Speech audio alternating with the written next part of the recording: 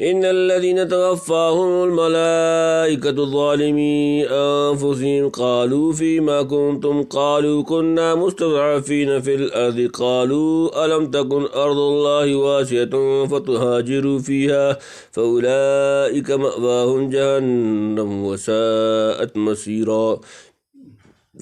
إلا المستضعفين من الرجال والنساء والولدان لا يستطيعون حيلة ولا يهتدون سبيلا فأولئك عسى الله أن يعفو عنهم وكان الله عفوا غفورا ومن يهاجر في سبيل الله يجد في الأرض مراغما كثيرا وسعة ومن يخرج من بيته مهاجرا إلى الله ورسوله ثم يدركه الموت فقد وقع أجره على الله وكان الله غفورا رحيما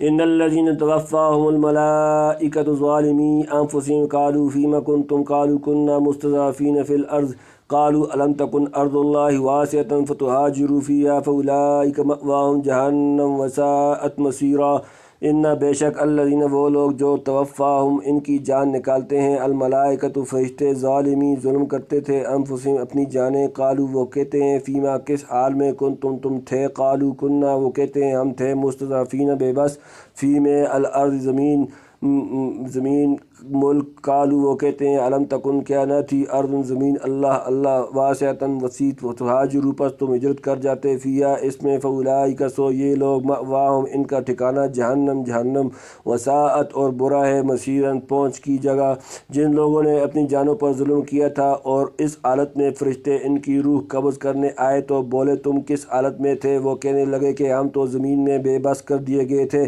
فرشتوں نے کہا کیا اللہ کی زمین کشادہ نہ تھی کہ تم اس میں ہجرت کر جاتے لہذا ایسے لوگوں کا ٹھکانہ جہنم ہے اور وہ نہایت برا انجام ہے اپنی جان پر ظلم کرنا قرآن کریم کی ایک اصطلاح ہے جس کا مطلب کسی گناہ کا ارتکاب کرنا ہوتا ہے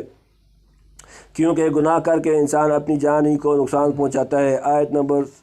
97 میں اپنی جانوں پر ظلم کرنے والوں سے مراد وہ لوگ ہیں جنہوں نے قدرت کے باوجود مکہ مکرمہ سے مدینہ منورہ کی طرف ہجرت نہیں کی تھی جب مسلمانوں کے لیے ہجرت کا حکم آ گیا تھا تو مکہ میں رہنے والے ہر مسلمان پر شرعاً فرض تھا کہ وہ مدینہ منورہ کی طرف ہجرت کرے بلکہ اس کو ایمان کا لازمی تقاضا قرار دیا گیا تھا اور اگر کوئی شخص قدرت کے باوجود ہجرت نہ کرتا تو اسے مسلمان قرار نہیں دیا جاتا تھا اس آیت میں ایسے ہی بعض لوگوں کا ذکر ہے کہ جب فرشتے ان کے پاس ان کی روح قبض کرنے آئے تو ان کے ساتھ کیا مکالمہ ہوا چونکہ یہ لوگ ہجرت کے حکم کی نافرمانی کی وجہ سے مسلمان نہیں رہے تھے اس لیے ان کے بارے میں دوزخی ہونے کا اعلان کیا گیا ہے البتہ جو لوگ کسی مجبوری کی بنا پر ہجرت سے قاصر رہے تھے ان کا استثناء بھی کر دیا گیا ہے کہ معذوری کی وجہ سے وہ قابل معافی ہیں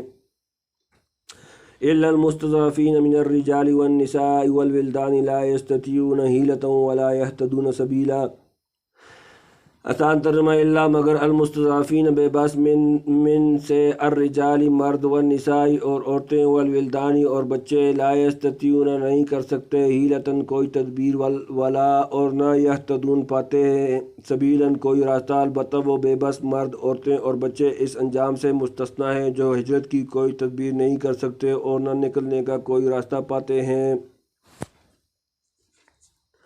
فَأُولَئِكَ عَسَى اللَّهُ أَن يَعْفُوَ عَنْهُمْ وَكَانَ اللَّهُ عَفُوًّا غَفُورًا فَأُولَئِكَ سو ایسے لوگ ہیں عسیٰ امید ہے اللہ ان یعفو کہ معاف فرمائے عنہم ان سے ان کو وکانا اور ہے اللہ عفواً معاف کرنے والا غفوراً بخشنے والا چنانچہ پوری امید ہے کہ اللہ ان کو معاف فرما دے اللہ بڑا معاف کرنے والا بہت بخشنے والا ہے بے شک ومن يهاجر في سبيل الله يجد في الأرض مراغما كثيرا وسعة ومن يخرج من بيته مهاجرا إلى الله ورسوله ثم يدركه الموت فقد وقع أجره على الله وكان الله غفورا رحيما آسان ترجمہ ومن او جو یہاجر ہجرت کرے فی میں سبیل اللہ کا راستہ یجد وہ پائے گا فی میں الارض زمین مراغمن کثیراً بہت وافر جگہ وسعتاً اور کشادگی ومن او جو یخرج نکلے من سے بیتی ہی اپنا گھر مہاجرن ہجرت کر کے اللہ کی طرف ورسولی اور اس کا رسول ثم پھر یدرکھو آ پکڑے اس کو الموت موت فقط وقع تو ثابت ہو گیا اجرہ اس کا اجر اللہ پر وکانا اور ہے اللہ غفوراً بخشنے والا، رحیماً مہربان۔ اور جو شخص اللہ کے راستے میں ہجرت کرے گا وہ زمین میں بہت جگہ اور بڑی گنجائش پائے گا۔ اور جو شخص اپنے گھر سے اللہ اور رسول کی طرف ہجرت کرنے کے لیے نکلے پھر اسے موت آ پکڑے تب بھی اس کا ثواب اللہ کے پاس طے ہو چکا، اور اللہ بہت بخشنے والا بڑا مہربان ہے۔